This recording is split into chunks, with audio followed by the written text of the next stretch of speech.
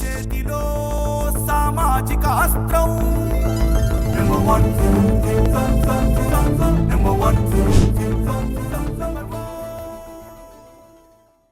పై నేను మాట్లాడతాను. దానికి సంబంధించి మనం చేసేటువంటి కార్యక్రమాలు అన్నీ కూడా ప్రజల్లోకి వెళ్ళాలి. ప్రజల్లోకి వెళ్ళటమే కాదు, ప్రభుత్వాలు తెలుసుకొని దానికి సంబంధించి న్యాయం చేయాలి అనే దిశగా ఆలోచన చేస్తున్నారు. దీనికి సంబంధించి ఫోన్ ఇన్లో ఉన్నారు. సార్ నమస్తే. నమస్తే రవీంద్ర సార్ చెప్పండి, ఈ కార్యక్రమం మనకి వందలాది కాల్స్ రావడం జరుగుతుంది.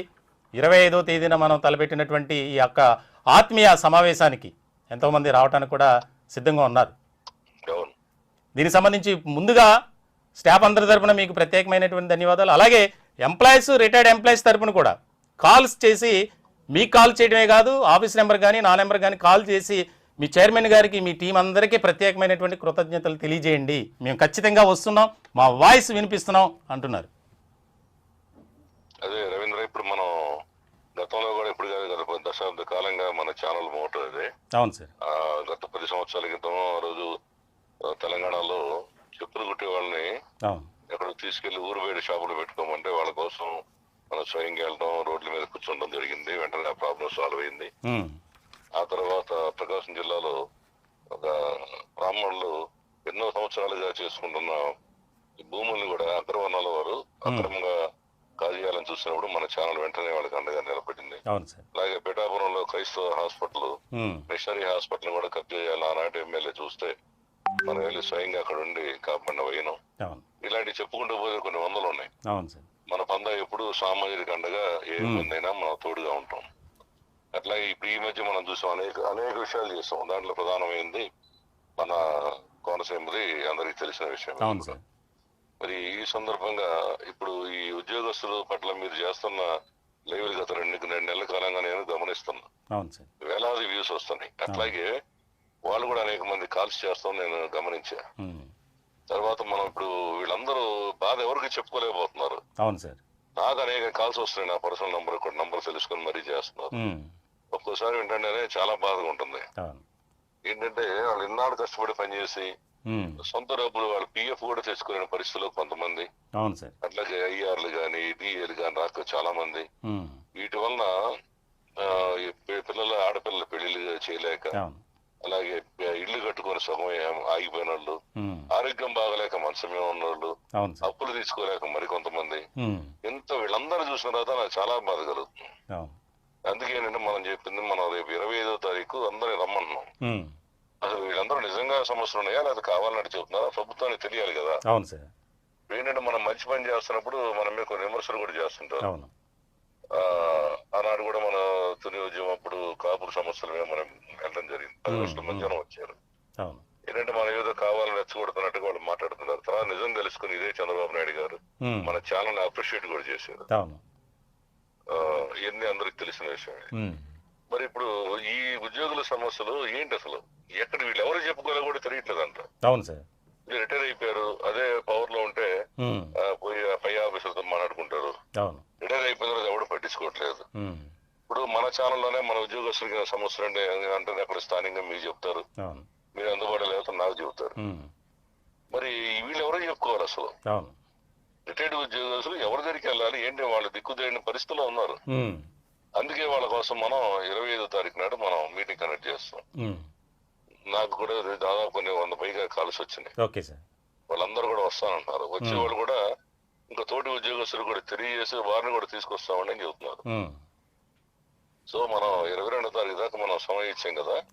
అంటే ఈ లోపు ఒక అంచనా తెలుసుద్ది మనకి ఎంతమంది వస్తారనేది. దయచేసి వాళ్ళందరూ కూడా ఇప్పుడు వింటున్న రిటైర్డ్ ఉద్యోగస్తులు కానీ ప్రజెంట్ ఉన్న వాళ్ళు బయటపడలేని వాళ్ళు కూడా మీరు కూడా ఎక్కువ మంది వస్తే ప్రభుత్వం కూడా నిజం తెలుస్తుంది. మళ్ళీ ఎవరిని ₹1 ఛార్జ్ తీసుకోవట్లేదు. మన స్టాఫ్ అంతా కూడా మీ అందరు కష్టపడుతున్నారు, వాళ్ళ కోసం ఆవేదన చెందుతున్నారు. వీళ్ళే కాకుండా ఈ మధ్య లాయర్లు చాలా మంది వచ్చారు. ఇది మంచి సమస్యని టేకప్ చేస్తారంటే మీ అందరూ సపోర్ట్ ఉంటాం, వాళ్ళకి అండగా ఉంటాం. అవసరమైతే వెంటనే దీని మీద రిట్ చేసి ఎమర్జెన్సీ దీన్ని కోర్టు నుంచి ఆర్డర్ తెస్తామని స్వచ్ఛందంగా చాలా మంది అడ్వకేట్స్ వచ్చారు. అలాగే కొంతమంది విజయవాడ చెందిన ప్రజాప్రతినిధులు కూడా నాతో మాట్లాడడం జరిగింది. సామాజిక సేవ కలిగిన కొంతమంది మాట్లాడారు. వీళ్ళందరూ వీళ్ళకి అండగా ఉండడానికి బయలుదేరిపోయారు ఆల్రెడీ. సో మనం చేసే ఈ కార్యక్రమానికి వీళ్ళందరూ కూడా ఉపయోగించుకోమని చెప్పండి. మీరు కూడా ఎక్కువ దీని గురించి ఫోకస్ చేయండి. 25వ తారీఖు రాష్ట్ర నలుమూల నుంచి ఎవరికైతే సమస్యలు ఉన్నాయి వాళ్ళందరూ వచ్చి గొంతు వినిపిస్తే మన ద్వారా ప్రభుత్వాన్ని తెలియపరచాలని మన ఉద్దేశం. మొన్న కూడా మన స్పీకర్ గారు మన ప్రపంచ తెలుగు మహాసభలో మన దగ్గర 2 hours పైన కూర్చున్నారు. వారు కూడా మన అభినందించారు. మీరు చాలా మంచి సమస్యలు ముందుకు తీసుకొస్తున్నారండి. మీరు ఇట్లా సమస్యలు తీసుకొస్తుంటే మా చేతనంతా మేము చేసుకుంటూ వెళ్తుంటామని. సో వారిని కూడా పిలుద్దాం, ఆహ్వానిద్దాం మనం. అయ్యా ఇట్లా ఉన్నాయి ఉద్యోగస్తుల సమస్యలు, మీరు కూడా రండి, మీరు కూడా సమస్యలు తెలుసుకోండి అని. మరి అందరినీ మనం ఇన్వైట్ చేద్దాం. ఎంతమంది వస్తారో చూసి దాన్ని బట్టి అందరినీ మనం పిలుద్దాం. సో వీలైనంత ఎక్కువ మంది వాళ్ళు వచ్చేట్టు మీరు కూడా ప్రయత్నించండి. అట్లాగే ఇంకపోతే ఎవరైతే ఈ రాలేని వాళ్ళు ఉన్నారో వాళ్ళ లైవ్ లో చూసే విధంగా అందరూ దీన్ని సబ్స్క్రైబ్ చేసుకుని అందరూ లైవ్ చూడొచ్చు ఆ రోజు. సో ఈ కార్యక్రమాన్ని మనం ముందు సక్సెస్ చేద్దాం. మనం వీళ్ళందరికీ బాసరిగా #1 న్యూస్ ఛానల్ ఉంటుందని మరొకసారి తెలియజేస్తాం. Okay, thank you sir, thank you. ఇంకా కాలర్స్ అందరికి కూడా మీరు ధైర్యాన్ని ఇవ్వండి. అలాగే, ఎందుకంటే చాలా మంది సార్ మేము చనిపోవాలనిపిస్తుంది. అవును సార్, అవును. అసలు ఏం చేయాలి అర్థం కాదు, దిక్కు తెలియని పరిస్థితిలో ఉన్నారు. అవును సార్. పైగా వాళ్ళందరూ ఇంకో మాట కూడా చెప్తున్నారు, సార్ గత ప్రభుత్వంలో మేము చాలా ఇబ్బందులు పడ్డాం, ఈ ప్రభుత్వం కూటమి ప్రభుత్వం వస్తే మా సమస్యలు తీరుస్తా అన్నారు అని చెప్పి వాళ్ళు కూడా బాధపడతారు. సో గవర్నమెంట్ కూడా దీన్ని అర్థం చేసుకోవాలి. Okay sir, okay. దీన్ని కొంచెం వీళ్ళందరూ మీరు కూడా ఈ వారం రోజులు వీళ్ళ కోసం వర్క్ చేయండి. Okay sir. మనం అద్భుతంగా మనం అక్కడ పెడతాం, వేదిక వచ్చే జనాలను బట్టి ఉచితంగా మనమే భోజన సౌకర్యాలు కూడా ఏర్పాటు చేద్దాం. Okay sir. వాళ్ళు అక్కడి నుంచి ఏదో రకం ఛార్జీలు పెట్టుకుని వస్తే చాలు, మనం అన్ని ఏర్పాటు చేసి వీళ్ళని మన వంతు బాధ్యతగా ప్రభుత్వానికి తెలియజేద్దాం. Okay sir. ఈ సమస్య తీవ్రతను తెలియజేద్దాం. Okay sir. Okay, thank you. మన స్టాఫ్ అందరూ బాగా కష్టపడుతున్నారు. Thank you sir. మీ అందరికి కూడా ప్రత్యేక ధన్యవాదాలు. Thank you sir. ఓకే. మా చైర్మన్ గారు మాట్లాడారు, మంచాల సాయి సుధాకర్ నాయుడు గారు ఒక పిలుపునిచ్చారు. సాధారణంగా మీడియాలో అంటే ఇదే సమస్య మీద మీరు ఫోకస్ పెట్టండి, ఈ వారం రోజుల పాటు దీన్ని ఒక యుద్ధంగా తీసుకోండి, ఒక యజ్ఞంగా తీసుకోండి. అంటే సాధారణంగా నేను మీడియాలో పనిచేశాను ఎంతో కాలం, ఎక్కడా కూడా ఈ రకమైనటువంటి విధానం చూడాల. ఆయన తీసుకున్నటువంటి స్టాండ్ ఏదైతే ఉందో, అంటే ఎన్నో న్యూస్ ఉన్నాయి, ఎంతో చేయొచ్చు, కానీ ఒక ప్రత్యేకమైనటువంటి అంశంపై పోరాటం చేయాలి, శాంతియుతంగా మనం వారికి మద్దతు తెలియజేయాలి. ఇక్కడ ఎవరిని కూడా మేము ఉద్దేశపూర్వకంగా మాత్రం చేయట్లేదు. దయచేసి మరొక్కసారి వినమ్రంగా మేము తెలియజేస్తున్నాం. ఎందుకనంటే మాకు ఎవరిపై కూడా మేము ఆ పార్టీ అని ఈ పార్టీ అని ఏ పార్టీకి కూడా కొమ్ము కాసేటువంటి వ్యవస్థగా మేము మారలేదు, మారబోం కూడా. ఇలాంటి ఆయన చూశారు, కోనసీమ కొబ్బరి రైతుల కష్టాలపై, వారి కన్నీటి గాథలపై ఏ రకమైనటువంటి స్టాండ్తో ఉన్నారో ఇప్పుడు రాష్ట్ర ప్రభుత్వ ఉద్యోగులు కానీ అలాగే పెన్షనర్లు వారి సమస్యలపై కూడా అదే రకమైనటువంటి ఆలోచన విధానంతో వెళ్తున్నారు. ఇది చేస్తే మాకేదో వస్తుంది కదా, ఆ ఆలోచన విధానం మాకు లేనే లేదు, అవసరం కూడా లేదు. మీరు రండి, ఏదో విధంగా ఛార్జ్ పెట్టుకొని మీరు ప్రయాణం చేసి ఇక్కడికి రండి, మీ ఏర్పాట్లన్నీ మేము చూసుకుంటాం. ఎంతోమంది ప్రజాప్రతినిధులు రాబోతున్నారు ఆ సమావేశానికి. అక్కడ నేరుగా మీరు మాట్లాడవచ్చు, మీ వాయిస్ రేజ్ చేయొచ్చు. ఇలా లైవ్లో ఫోన్ మాట్లాడింది ఒకటి, లైవ్లో మాట్లాడితే అది సమాజం అంతా చూస్తుంది. అక్కడ జరిగేటువంటి కార్యక్రమం ప్రభుత్వం కూడా పరిశీలిస్తుంది. అప్పటికైనా ప్రభుత్వం స్పందిస్తుంది.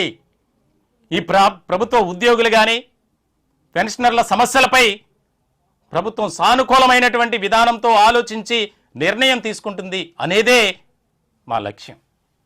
మేము కోరుకునేది, ఆశపడేది అదే. ఇది ఒక్కరి సమస్య కాదు, ఎంతోమంది ఉన్నారు. ఈ రాష్ట్ర ప్రభుత్వం ఎన్నో పథకాలకు కోట్లాది రూపాయలు అప్పులు చేస్తుంది. మంచిదే, రాష్ట్ర ప్రభుత్వం బాగుండాలి, తద్వారా రాష్ట్రంలో ఉన్నటువంటి అన్ని వర్గాల ప్రజలు బాగుండాలి అనే విధానంతో ఆలోచన చేయటం అనేది మంచిదే. కానీ ఒక వర్గానికి ఒక రకంగా చేయటం, మరొక వర్గానికి మరో రకంగా చేయటం అనేది ఇక్కడ బాధించదగ్గ విషయం. అది రాష్ట్ర ప్రభుత్వ ఉద్యోగులుగా వారు పడుతున్నటువంటి ఆవేదన.